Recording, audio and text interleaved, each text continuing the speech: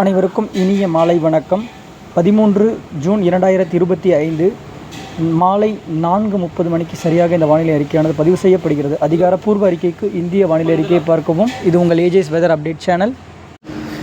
தற்போதைய வானிலை அமைப்பின்படி காற்று சுழற்சியானது நேற்று ஆந்திர கரை மீது நிலவி வந்த நிலையில் மழைப்பொழிவானது அதாவது வட தமிழகத்தை ஒட்டிய ஆந்திர பகுதிகளுக்கு இருக்கக்கூடும் என எதிர்பார்க்கப்பட்டது. ஆனால் சென்னைக்கும் அவ்வப்பொழுது எட்டி பிடிக்கிறதுக்கான ஒரு வாய்ப்பாக எடுத்து சொன்ன நிலையில் நேற்றைக்கு சென்னையின் பரவலான இடங்களில் கனமழை, அதாவது 17 சென்டிமீட்டர் அளவுக்கு, அது ஒரு வெள்ளக்காடாக மாறக்கூடிய ஒரு சூழ்நிலைன்னு சொல்லலாம். அந்த அளவுக்கு மழை பொழிவு நேற்றைக்கு எட்டி பிடித்து கொடுத்திருக்கிறது. அப்போது இதற்கு வடக்கு புறமாக பார்க்கும்போது இன்னும் அவங்க தெற்காந்திர பகுதிகளுக்கும் நல்ல ஒரு மழைப்பொழிவு இங்கேயே இவ்வளோ கொடுத்துருக்குன்னு நம்ம பார்க்கும்பொழுது அந்த மாதிரியான ஒரு மழைப்பொழிவு கொடுத்த நிலையில் நேற்று அதிகபட்சமாக நெற்குன்றம், சென்னை நெற்குன்றம் பகுதிகளில் 17 சென்டிமீட்டர் அளவிற்கு, அதாவது 170 மில்லிமீட்டர்களும் மற்றும் மணலி டவுன் பகுதிகள் 135.6, மணலி 120. இந்த ஜோன்ஸை பார்த்திங்கன்னா, அதாவது ஆந்திர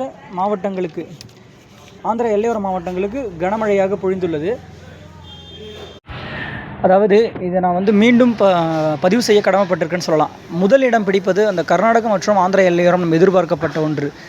அதாவது இப்போ பார்த்திங்கன்னா நேற்றைய சூழ்நிலைக்கு நமக்கு அந்த ஆந்திர எல்லையோர பகுதிகளுக்கு கனமழையாக பொழிந்துள்ளதுன்றதை நம்ம சொல்லிக்கலாம் இந்த அறிக்கையில். அப்போது வரக்கூடிய மணி நேரங்களில் இந்த மாதிரியான ஒரு வானிலை அமைப்பு இருக்கும் அப்படின்றோம். இப்போ தற்பொழுது இந்த மும்பைக்கு தெற்குப்புறமாக நீடிக்கக்கூடிய இந்த வளிமண்டல சுழற்சியின் காரணமாக இன்றைக்கும், அதாவது தமிழகம் மற்றும் புதுவையில் தெற்கு மற்றும் கிழக்கு மேற்கு காற்றின் சந்திப்பின் காரணமாக ஆங்காங்கே ஒதுக்கி வட தமிழகம் மற்றும் தென் கடலோர பகுதிகளான இந்த திருச்சி, தஞ்சாவூர் ஜோன்ஸு இடைப்பட்ட பகுதிகள் மற்றும் புதுக்கோட்டை, சிவகங்கை, ராமநாதபுரம், அப்புறம் பரவலான மேற்கு தொடர்ச்சி மலை மாவட்டங்களில் இனிவரும் நேரங்களில் அதாவது மழைப்பொழிவானது சற்று அதிகரித்து காணப்படும்.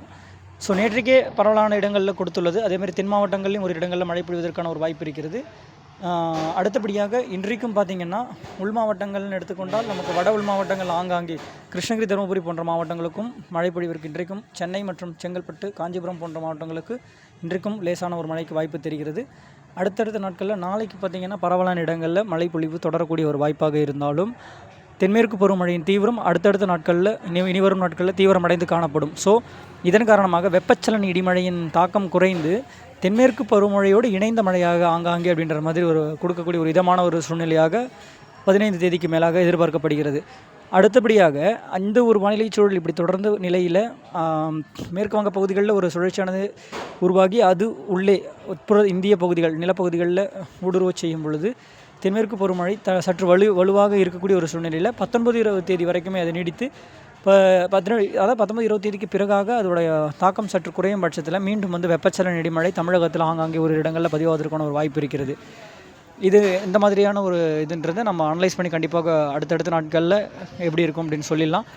ஸோ வெப்பமானது தற்பொழுது ஆங்காங்கே உயர்ந்து காணப்பட்டாலும் மீண்டும் மாலை இரவு இடிமழையாக தமிழகம் மற்றும் புதுவையில் ஆங்காங்கே ஓரிரு இடங்களில் ஒதுக்கி பொழிய வாய்ப்பு இருக்கிறது. அதிகபட்ச வாய்ப்பாக கர்நாடகம் மற்றும் ஆந்திர எல்லையோர மாவட்டங்கள் பகுதிகளுக்கும் மற்றும் தென் மாவட்டங்கள் ஓரிரு இடங்களுக்கு, மேற்கு தொடர்ச்சி மலை மாவட்டங்களில் வரும் மணி நேரங்களில் மழைப்பொழிவு சற்று அது அதிகரித்து காணப்படும். காற்று பகுதிகளுக்கு மற்றும் இன்னும் ஓரிரு நாட்கள் ஒதுக்கினாலும் அடுத்தடுத்த நாட்களில் கண்டிப்பாக காற்று பகுதிகளுக்கும் மழைப்பொழிவு பொழியும் என்று நம்பிக்கையுடன் இருந்து தங்களுடைய அதாவது விவசாய பணிகளை மேற்கொள்ள அன்போடு விழைகிறேன். வானிலையானது மாறுதலுக்குட்பட்ட ஒரு விஷயம். வானிலையோடு இணைந்திருங்கள். நன்றி, வணக்கம்.